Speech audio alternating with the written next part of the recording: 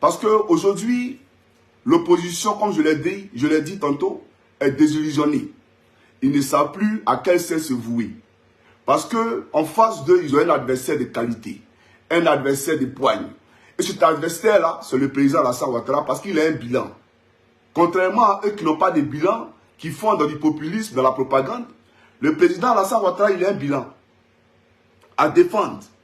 Aujourd'hui, il peut se plaindre devant les Ivoiriens pour dire j'ai fait ça, j'ai fait ça. J'ai donné de l'électricité à tous les villages de Côte d'Ivoire.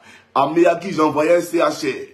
À Man, j'ai envoyé un CHR. J'ai construit une université. À Bondoukou, j'ai construit une université. À San Pedro, j'ai construit une université. J'ai construit un CHR. À Azopé, j'ai construit un CHR. À Boisseau, j'ai construit un... Il peut dire tout ça.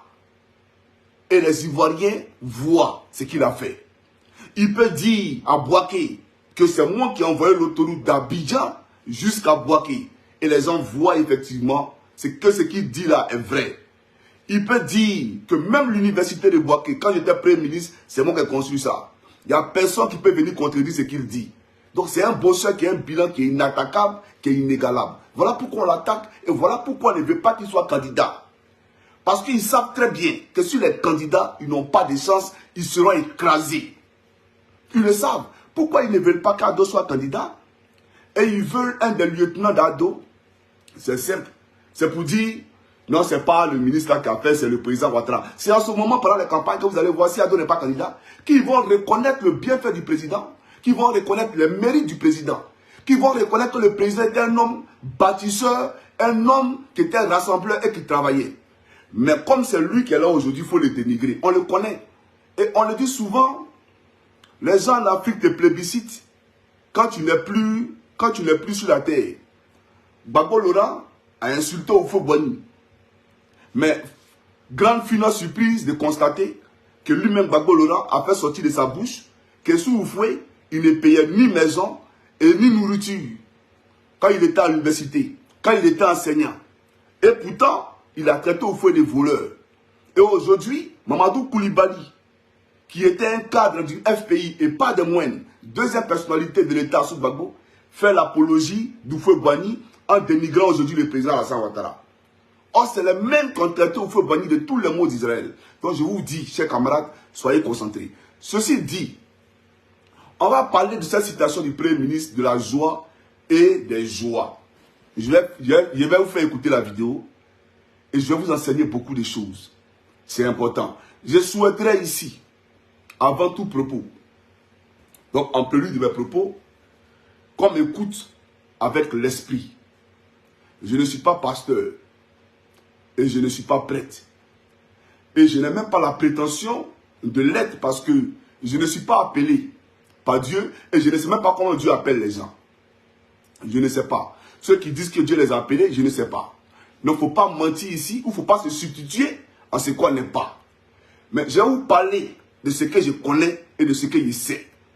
Tout en m'inspirant de Jésus-Christ qui pour moi est mon guide, qui pour moi est mon sauveur et qui pour moi est le créateur du ciel et de la terre et des hommes et de ceux qui habitent dans les eaux. Voilà la réalité. Chacun est libre de croire ce qu'il veut. Mais moi, accordez-moi le droit, bien entendu, mais de croire en Jésus-Christ.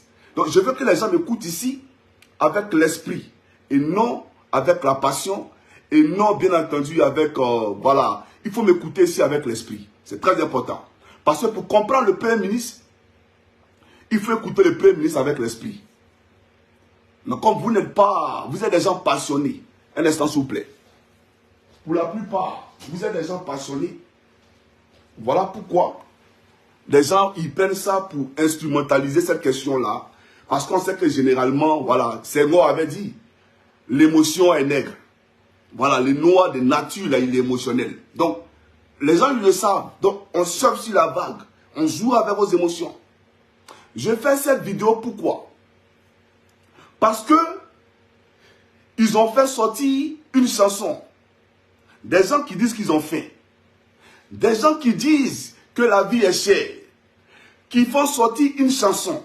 Mais, chers camarades, si vraiment tu as faim, tu ne vas pas venir jouer au clown. Parce que ça là, c'est jouer au clown.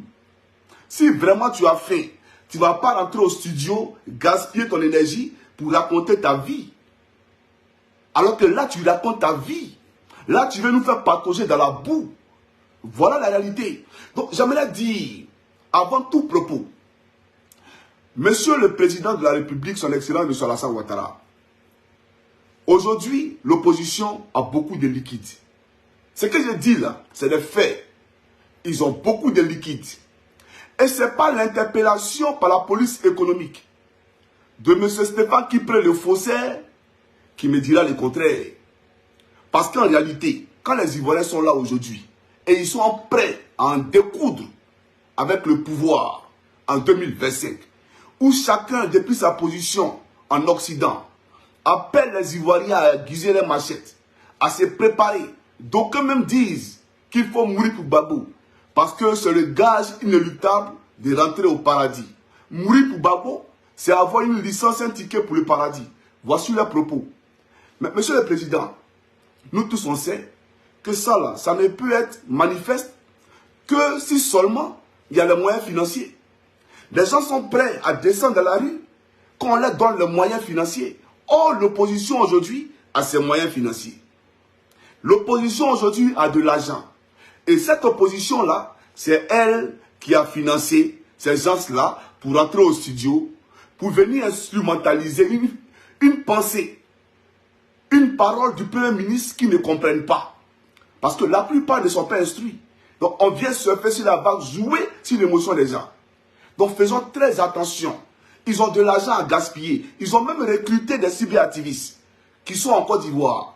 Comme aujourd'hui, on sait que la liberté d'expression en Côte d'Ivoire est une effectivité, est une réalité. Donc, on recrute les gens sur le terrain qui sont encadrés par le WC public du faussaire et puis on multiplie des vidéos ça et là sur TikTok. Moi, j'ai dit que TikTok a sauvé beaucoup de personnes. Parce que quand on est garçon, on vient sur Facebook, on fait un direct comme les Johnny Pacheco. Et puis on entretient les masses sur une durée donnée. 1 heure du temps, 2 heures du temps. De façon rationnelle et pragmatique, constructive.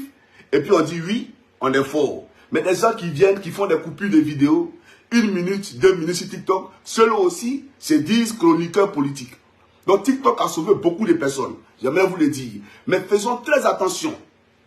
Parce que l'argent circule dans l'opposition.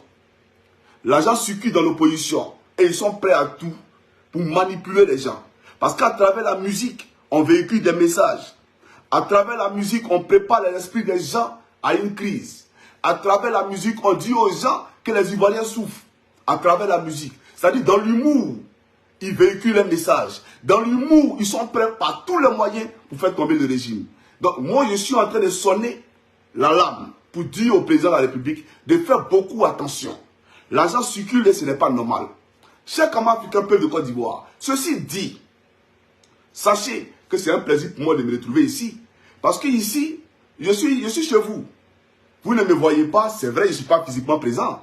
Mais de par vos positions, dans vos bureaux, dans vos véhicules, dans vos maisons, dans vos foyers, etc., vous écoutez Johnny. Donc, ensemble ici, nous formons un, n'est-ce pas? Alors, je vous demande de m'écouter ici avec l'esprit. Ceci dit, je vais vous présenter la vidéo du Premier ministre et après, je vais commencer ma vidéo. Alors, la vidéo du Premier ministre qui nous convoque ici, d'accord? On va l'écouter ensemble et après, je poursuis la question. Alors, voici le Premier ministre en train de s'exprimer. Suivez cette vidéo-là. Vous serez heureux. Un instant. Vous serez heureux. Plus vous aurez de la joie, vous aurez des joies pour tendre vers la joie. Des joies et la joie, c'est pas pareil. Des joies, morceau par morceau, et la joie, c'est un état un peu plus permanent. La souffrance et la joie sont des sœurs jumelles qui se nourrissent l'une et l'autre. Je vais expliquer. Si vous consumez la souffrance, vous augmentez la joie. D'accord. Alors, ça c'est la vidéo du Premier ministre.